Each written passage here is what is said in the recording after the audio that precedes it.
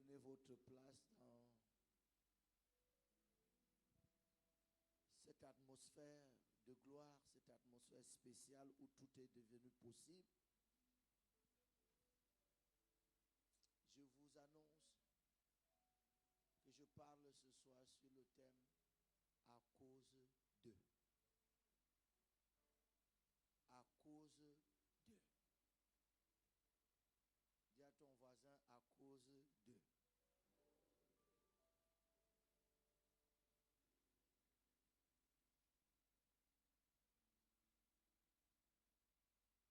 Je racontais il y a quelques jours une histoire qui m'était arrivée aux États-Unis où j'étais invité dans une église où finalement on n'a pas voulu me donner la parole parce qu'en me regardant et en considérant mon pays d'origine, on a littéralement refusé de me donner.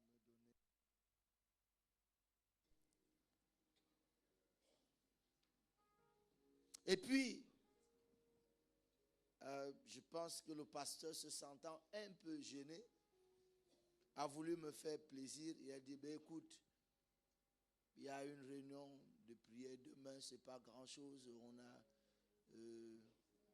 Tu peux venir parler. Oui, j'ai aimé le mot là, erreur.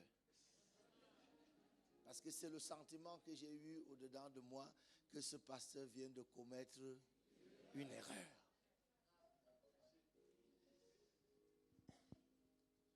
Comme de toutes les façons, je le sentais.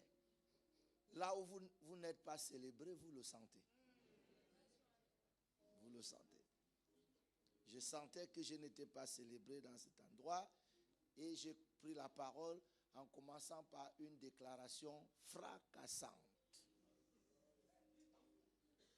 J'ai dit, lorsque je suis venu à l'église, on m'a dit beaucoup de choses que je croyais vraies. Mais, après avoir mis un peu de temps à l'église, j'ai découvert que certaines de ces choses n'étaient pas tout à fait vraies. La femme du pasteur a regardé le pasteur et lui a dit, on s'était quand même entendu que tu ne dois pas lui donner la parole. Regarde dans quel trouble tu nous as mis. Et l'une des choses que j'ai dites ce soir pour les choquer, c'est qu'on m'a dit, et c'est bien sûr que vous allez me dire que c'est écrit dans la Bible, c'est écrit. On m'a dit que Dieu ne fait point acception de personne.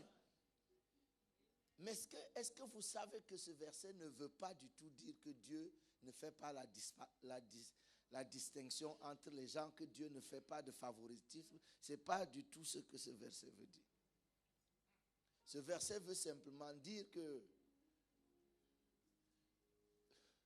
si vous êtes dans les mêmes grâces et dans les mêmes positions, vous aurez les mêmes résultats. J'ai dit, on m'a dit que Dieu ne fait point exception de personne.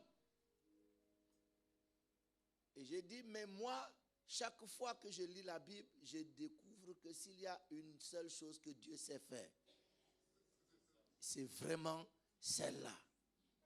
Il ne traite jamais tout le monde de la même façon. Si vous l'avez cru jusqu'à ce jour, c'était une erreur. Et même si c'est parce que vous croyez, l'une des raisons pour lesquelles vous querellez Dieu, c'est parce que vous espérez que Dieu fasse une distinction entre vous et ceux qui ne viennent pas ici.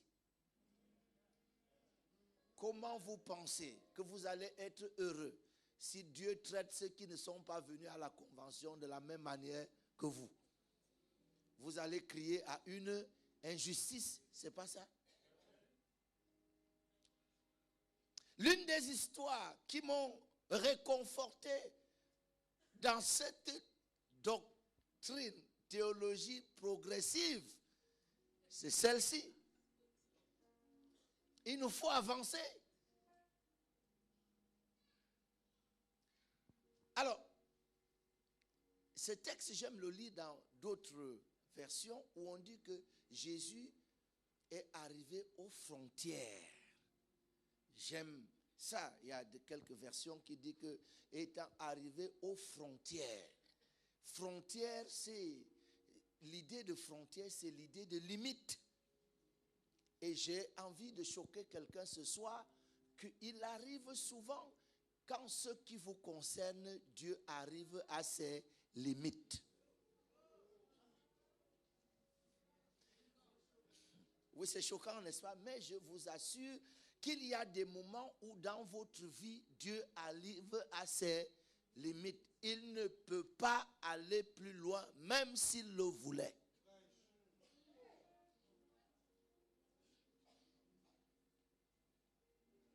Certaines de ces choses, vous les comprendrez peut-être dans 10 ans, ce que je ne souhaite pas.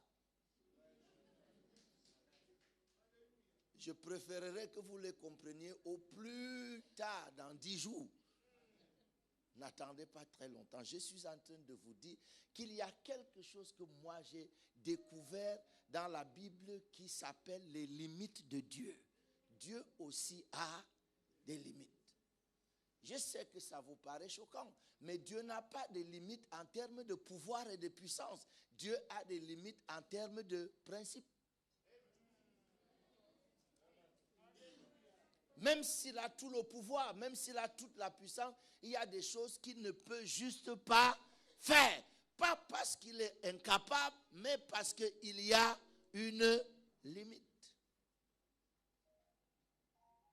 Lorsque la Bible parle de violence, la Bible parle de cette catégorie de personnes qui sont capables de pousser Dieu hors de ses limites. Je croyais entendre un vrai amen. Savez-vous qu'il y a certains amens à l'église qui ont de la fièvre? La Bible dit que Jésus est arrivé aux frontières. Vous allez le comprendre tout à l'heure. Aux frontières. Lui qui allait de lieu en lieu, faisant du bien, lorsqu'il arrive aux frontières de Tyr et de Sidon, la Bible dit qu'il entra dans une maison, ne voulant pas qu'on sache qu'il est dedans.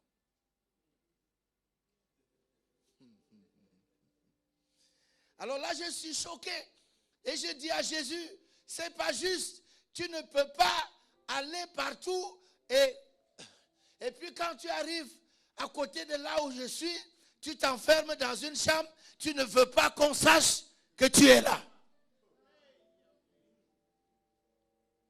Combien d'entre vous, vous le savez déjà, que la spécialité de Dieu, c'est de se cacher. La Bible dit, Ésaïe 45, 15, toi tu es le Dieu qui te cache. Dieu se cache. Il y a des endroits où il se montre et il y a des endroits où il se cache.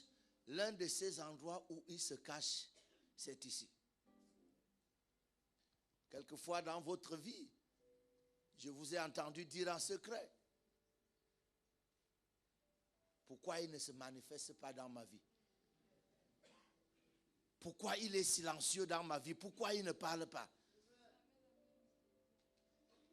Tu es peut-être dans le cas où il a décidé que c'est chez toi qu'il vient se reposer. Qu'il soit le bienvenu chez toi.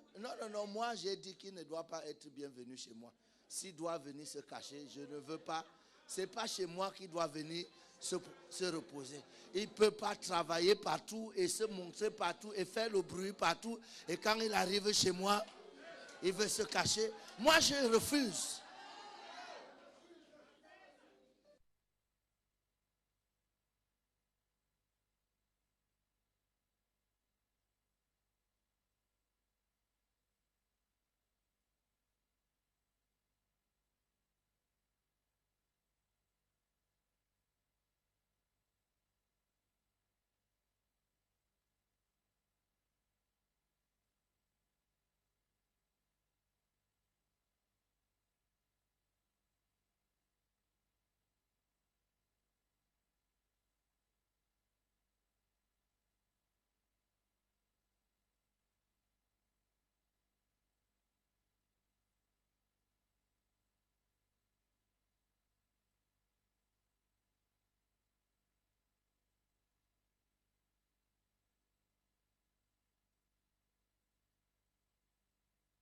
battait avec le vent.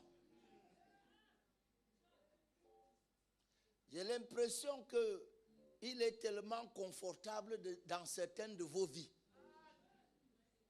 qu'il peut dormir comme il veut.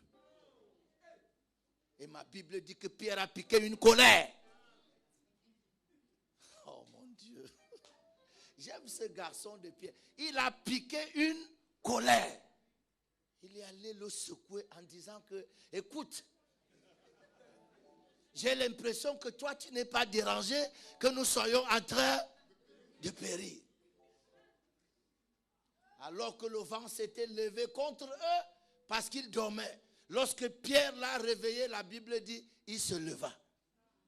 Le vent s'était levé et maintenant lui aussi, il se lève. Et vous connaissez la suite.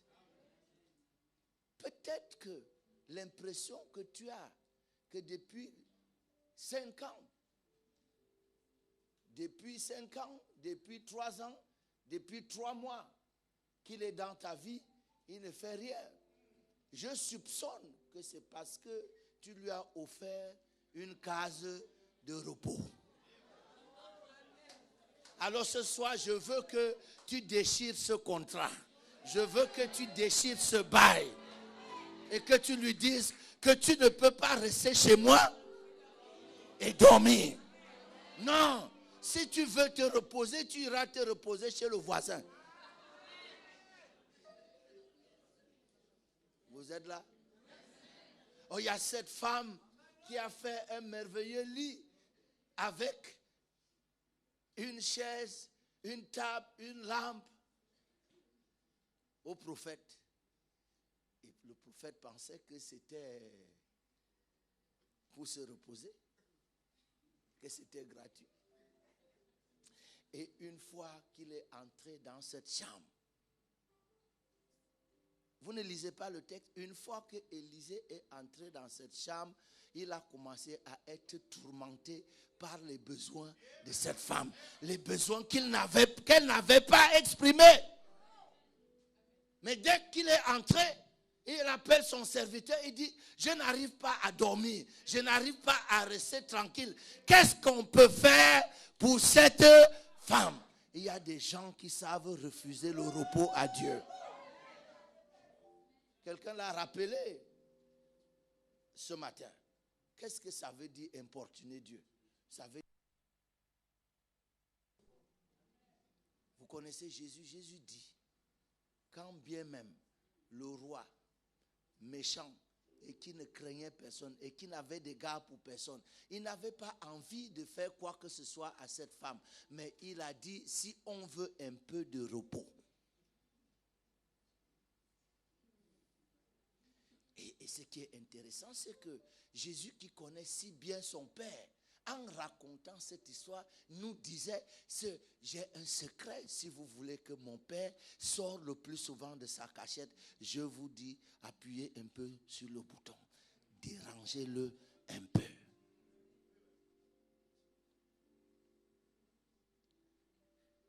Il est venu à ses limites. Je vais vous parler de ces limites-là tout à l'heure. Jésus est arrivé aux frontières de Tyr et de Sidon.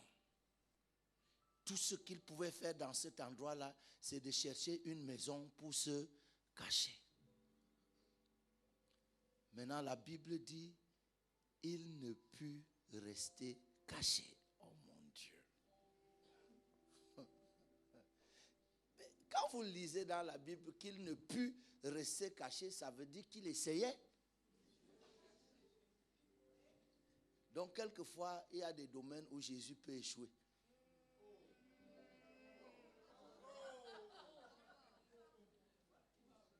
Il y a des domaines où Jésus peut échouer. Mais oui, c'est ça. C'est pour ça que je suis ici. C'est-à-dire, il a échoué ici.